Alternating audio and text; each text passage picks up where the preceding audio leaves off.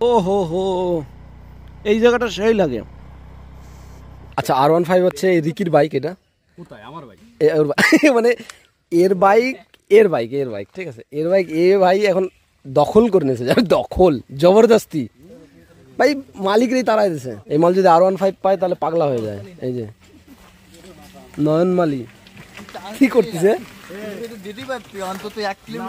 চলো চলো চলো চলো, ওরে দেবেই না, কুটুরে চালাতেই দেবে না, কুটুরে চালাতেই দেবে না, কুটু অন্য বাইকে চলে যাচ্ছে। আর এই যে চলো চলো, এই জন্য তো রিকিরও দিই মাঝে মাঝে। কি অবস্থা, R15 এর নেশা এটা, R15 এর নেশা এটা। নয়ন আজকে গাড়ি পেয়ে এতটা মানে এক্সাইট, ও নায়ক। আমরা এখন যাচ্ছি বদরের দিকে, বদর দিয়ে সোজা আমরা চলে যাব কোথায়, ওখান থেকে চলে যাব বীরা।